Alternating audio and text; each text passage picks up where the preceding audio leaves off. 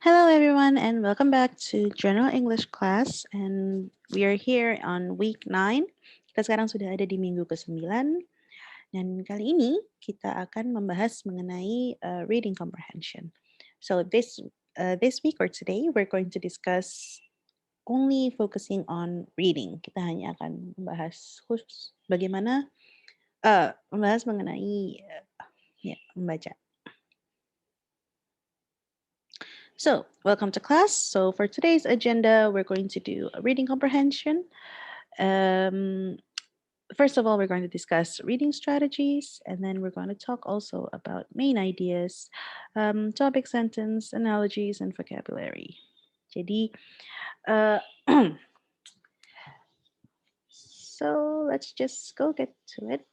Nah, reading. Where do we begin? Kita mulai dari mana? Nah, apakah kalian semua suka membaca? Dan bagaimana cara Anda membaca? Ketika Anda nanti ke depannya melakukan ujian IELTS atau melakukan ujian TOEFL, Anda memiliki batasan waktu.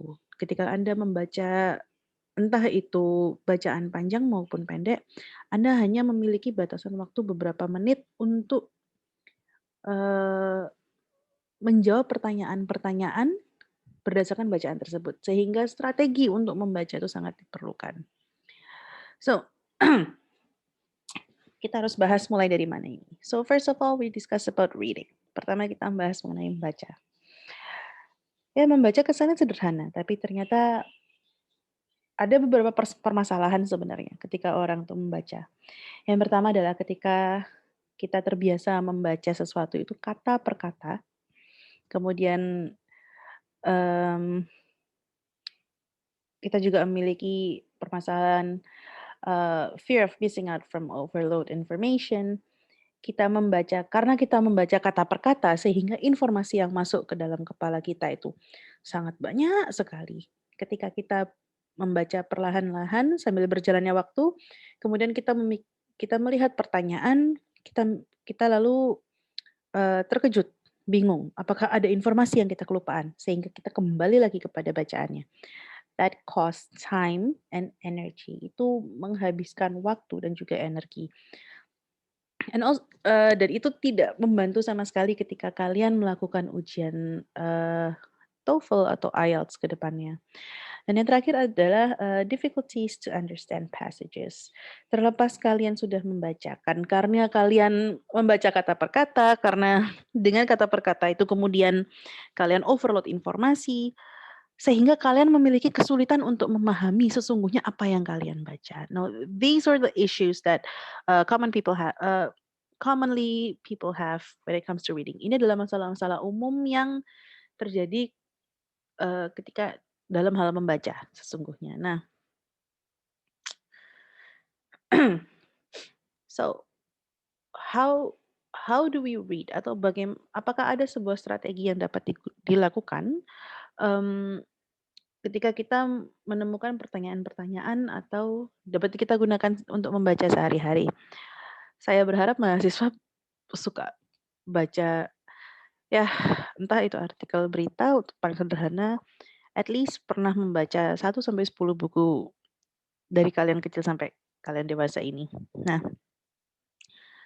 ada beberapa strategi sebenarnya dalam membaca. Yang pertama ada skimming, kemudian scanning, dan intensive reading. Nah, skimming itu reading just those part of text that indicate what the author is talking about. Kemudian scanning itu looking through a text and find keywords and phrases that indicate specific information. Jadi melihat bacaan untuk mencari sebuah kata atau kalimat-kalimat tertentu yang mengindikasikan informasi secara spesifik. Kemudian ada juga intensive reading. Intensive reading ini yang tadi, jadi membaca kata per kata. Nah, sebelum kalian menentukan kalian ini akan menggunakan strategi membaca yang seperti apa, kalian pastikan dulu Anda ini membaca artikel tersebut tujuannya untuk apa. Apakah tujuannya memang ketika ada sebuah pertanyaan, apakah pertanyaan itu menyuruh Anda untuk mencari, main topic, apakah pertanyaan itu menyuruh Anda mencari, mmm, theme atau mencari kata-kata. Nah, kalian pastikan dulu tujuannya kalian, membaca bacaan tersebut itu apa, sebelum kalian menentukan, strategi membaca kalian. Nah,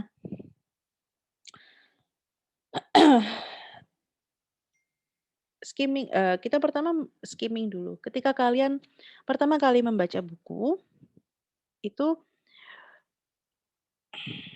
nah, mohon maaf,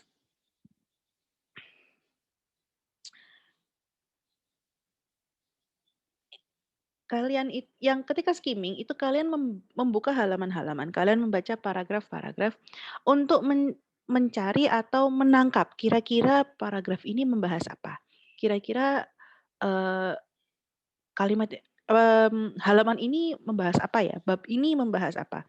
Itu skimming, jadi tidak terlalu dan ini tuh sangat membantu sekali ketika kalian menghadapi pertanyaan, eee, yang menanyakan mengenai tema atau main ideas atau topic sentence, di mana itu, menanyakan bagaimana sudut pandang atau pesan apa yang ingin disampaikan oleh penulis. Sedangkan scanning itu ketika kalian berhadapan dengan soal yang menanyakan mengenai kata-kata secara spesifik atau kalimat-kalimat spesifik. Jadi kalian scan bacaan tersebut, kalian hanya mencari kata-kata atau kalimat yang ditanyakan. Ketika kalian menemukannya, baru kalian baca, sekitarnya. Apakah ini sesuai dengan pertanyaan yang diberikan kepada Anda. Intensive reading tidak bisa dibilang dia paling efektif ya, tapi when you have a lot of time, when you're doing reading for relaxing or holidays, you can do intensive reading. Kalau kalian memang mungkin sedang liburan atau apa, ingin membaca dengan lebih santai, silakan gunakan intensive reading. Tapi kalau misalkan dalam ujian, intensive reading ini kalian gunakan setelah proses skimming atau scanning. Nah, detailnya seperti ini. So, understanding reading materials ini adalah ketika ini, saya membahas ketika kita membicarakan mengenai artikel ilmiah. Karena sebagai mahasiswa, kalian pasti akan berhadapan dengan materi-materi perkuliahan yang bahasanya tidak mesti bahasa Indonesia, itu pasti. Nah, bagaimana cara Anda memahami atau paling tidak menangkap kira-kira ini, eee, artikel ini, jurnal ini, atau buku ini membahas apa, sebelum kalian membuka buku tersebut atau membacanya. Nah, first of all, research the author.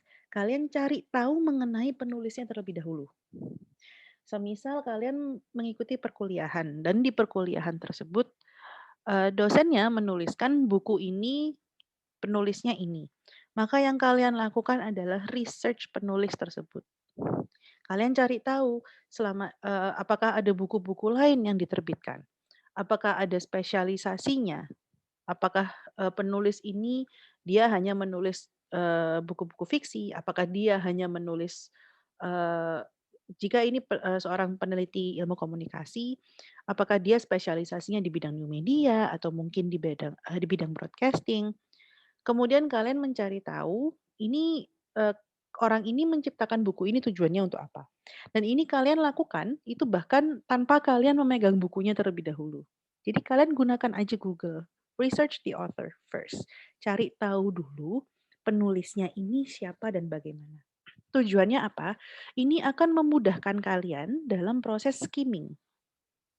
Ketika kalian harus menangkap, eee, apa sesungguhnya yang mau disampaikan oleh penulis kepada pembacanya atau peneliti kepada pembacanya ketika ini, jurnal atau artikel ilmiah. Ketika kalian skimming, kalian akan itu akan sangat mempersingkat waktu kalian sekali, itu satu. Yang kedua, yang dapat kalian lakukan adalah read introduction, abstract, or back covers. Nah, ini adalah hal-hal yang biasanya atau umumnya orang tidak pernah lakukan. Ketika dalam novel atau dalam buku, mereka tidak membaca bagian introduction-nya atau kata pengantar. Kalau ketika menemukan jurnal ilmiah, mereka tidak membaca abstrak sebelum membaca jurnalnya. Dan yang kerap juga dilakukan adalah, eee, orang membaca hanya buku bagian belakangnya, tetapi tidak berusaha untuk mencoba membuka atau membaca kata pengantar atau introduction. Nah, back cover atau bagian belakang yang ada di buku, entah itu novel maupun, buku fiksi ataupun non-fiksi, itu akan memberikan gambaran kira-kira buku ini menceritakan mengenai apa. Tetapi itu tidak konkret atau bahkan itu tidak memberikan informasi, bahkan tidak sampai 50% informasi yang terdapat di halaman belakang tersebut. Andaikan Anda bisa melihat kata pengantarnya, maka Anda akan mendapatkan informasi jauh lebih banyak mengenai buku ini mengenai apa. Dan ketika buku non-fiksi, selain kalian melihat bagian belakang, kalian harus melihat daftar isi. Ini adalah poin yang penting. Ketika kalian membeli buku non-fiksi, untuk perkuliahan dan sebagainya, pastikan kalian jangan hanya lihat cover, jangan hanya baca di bagian belakangnya. Daftar isi itu adalah poin terpenting yang harus kalian baca sebelum menentukan kalian mau mengambil atau menggunakan buku tersebut. Karena apa? Sekali lagi yang saya sampaikan, bagian belakang buku itu mengandung tidak, bisa bisa saja tidak mengandung separuh dari informasi apa yang ada dalam buku tersebut. Bisa jadi apa yang Anda butuhkan sesungguhnya ada di buku itu, tetapi Anda tidak mengambilnya, atau lebih parah, Anda mengambilnya, tapi ternyata informasi yang Anda butuhkan itu tidak ada. Dan itu sering terjadi karena hanya membaca di bagian belakang. Itu kenapa ketika kita berhadapan dengan buku fiksi, penting sekali untuk membaca kata pengantarnya. Dan untuk non-fiksi, pastikan kalian membuka daftar isi dan juga kata pengantar. Kata pengantar ini kalau misalkan dalam, buku-buku non-fiksi dan pendidikan, ini juga akan membantu kalian sekali dalam proses skimming. Ini, mungkin tidak terlalu konkret in terms of, informasi yang diberikan, tetapi terkait dengan perspektif dan pemahaman, kalau misalkan kalian berhadapan dengan buku teori, apa yang dituliskan penulis di kata pengantar, ini akan membantu kalian memahami, eee teori yang diciptakan atau disampaikan oleh penulis tersebut. Argumen-argumen yang ada di buku tersebut itu dapat lebih jelas atau lebih mudah dipahami ketika kalian, mengerti sudut pandang atau perspektif dari penulisnya. Nah, kalau dalam artikel ilmiah, abstrak itu wajib dibaca, itu satu.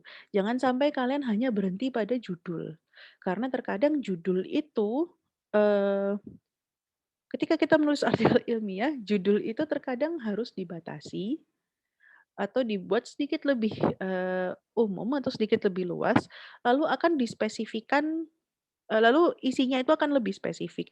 Sehingga abstrak itu adalah suatu hal yang wajib sekali dibaca. Tapi mahasiswa tidak bisa hanya membaca abstrak tanpa membaca isi artikel. Nah, ini juga jadi masalah, karena abstrak itu memberikan gambaran singkat apa yang ada dalam artikel penelitian tersebut atau jurnal penelitian itu, tapi dia bukan jurnal penelitiannya. Jadi kalian tetap harus baca keseluruhan jurnalnya. Nah, kalau misalkan ini kita membahas mengenai materi-materi, non-fiksi, kalian, lakukan langkah-langkah ini, kalian bisa scan terlebih dahulu, skim, kemudian intensive reading. Scan parts, scan dulu kira-kira apa yang kalian cari. Ini juga akan membantu ketika kalian belajar. Kalian buatlah pertanyaan-pertanyaan yang dirasa krusial, kemudian dalam materi atau bacaan tersebut kalian scan, kalian cari kata atau istilah itu. Nah, setelah kalian menemukannya, kalian skimming terlebih dahulu bagian yang, kalian temukan tadi. Kalian skimming, kalian berusaha menangkap kira-kira apa yang ingin disampaikan oleh, eee penulis tersebut, apa yang ingin disampaikan oleh peneliti tersebut. Ketika Anda masih belum bisa menangkap, baru Anda lanjutkan kepada intensive reading, hanya jika Anda memerlukannya. Itu adalah cara strategis untuk menghemat waktu. Terkesan sedikit lebih kompleks sebenarnya, tapi ini akan jauh lebih menghemat waktu dibandingkan Anda membaca kata per kata, kemudian kembali lagi ke bacaannya setiap kali Anda berhadapan dengan pertanyaan. Nah,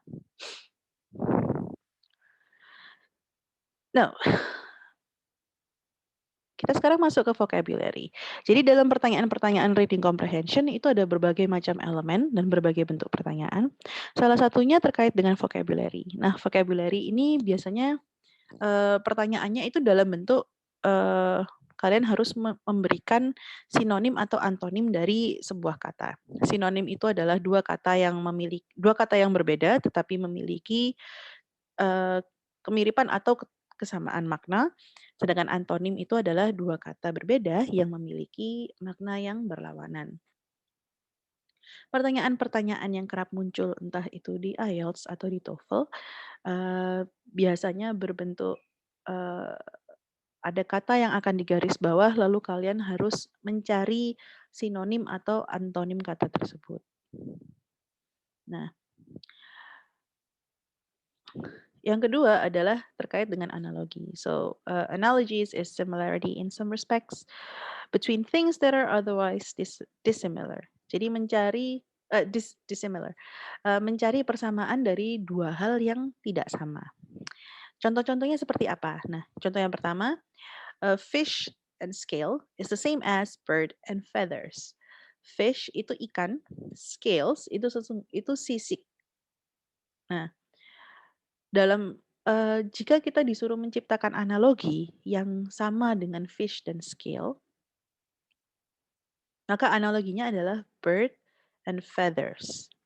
Karena burung itu memiliki bulu dan ditutupi oleh bulu, sama dengan ikan yang ditutupi oleh sisik. Contoh yang kedua adalah paint and wood. It's the same as butter and bread. Bagaimana cat itu dioleskan kepada kayu sama dengan mentega itu dioleskan kepada roti.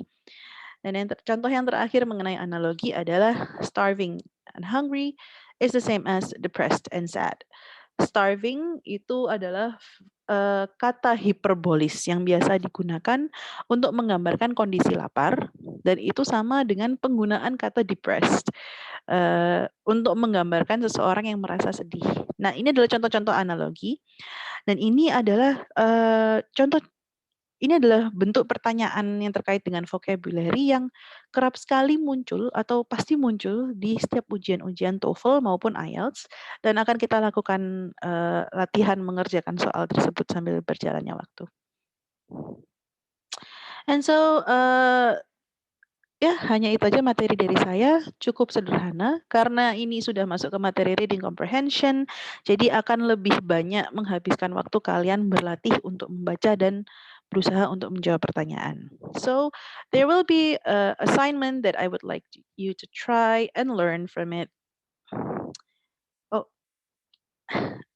sorry, tadi saya salah posisi slide. Oke, berikutnya ada main idea. Jadi main idea is the opinion the writer is trying to explain. Jadi pendapat yang berusaha disampaikan oleh penulisnya. Ini saya kasih contoh pertanyaan. Ada sebuah paragraf. One New York publisher has estimated that 50,000 to 60,000 people in the US want an anthology that includes complete works of William Shakespeare. The question is, what does the writer wants us to understand? Nah, the main idea of the sentence, paragraf ini intinya adalah banyak warga di Amerika Serikat yang menginginkan sebuah antologi dari karya-karyanya William Shakespeare. Itu adalah main idea. Ini hanya contoh yang saya gunakan di sini adalah contoh kalau satu paragraf singkat. Ketika kalian mencari main idea, itu bisa main idea from a whole chapter, the main idea from a whole book, or main idea from a simple paragraph. Jadi ide pokok dari satu buku penuh, dari satu bab, dari satu paragraf itu terkadang itu adalah hal yang kalian cari. Tapi dalam ujian-ujian IELTS maupun TOEFL biasanya hanya sebatas kalian akan diberikan pertanyaan-pertanyaan paragraf dan kalian diminta mencari main idea dari paragraf-paragraf tersebut. Nah, so here's the assignment for you this week. Tugasnya ini adalah tugas individu. Jadi saya akan melampirkan, beberapa artikel dan kalian saya minta untuk memilih satu artikel saja. Nah, setelah kalian menentukan artikel apa yang, ingin kalian gunakan untuk praktek, reading comprehension, saya juga akan memberikan list daftar pertanyaan yang harus kalian jawab dan kalian jawabnya itu berdasarkan artikel yang sudah kalian pilih. And oh, ya, deadline-nya itu adalah 2 minggu, jadi maksimal kalian kumpulkan tanggal 21 Mei 2021, dikumpulkannya menggunakan link Google Drive yang nanti juga akan saya share. Okay, and if you have any other questions, you can just ask me in the WhatsApp group. Kalau ada pertanyaan silakan disampaikan ke grup WhatsApp. And so that's all for this week. Materinya memang tidak banyak karena kita sudah masuk ke reading comprehension. Seharusnya memang kita lebih banyak praktek di sini. So thank you for joining our today's class. Make sure you have a nice holiday. Selamat Idul Fitri bagi yang merayakan. Selamat berlibur bagi yang tidak merayakan juga. Jaga kesehatan semuanya. Assalamualaikum warahmatullahi wabarakatuh. Thank you very much. I'll see you next time.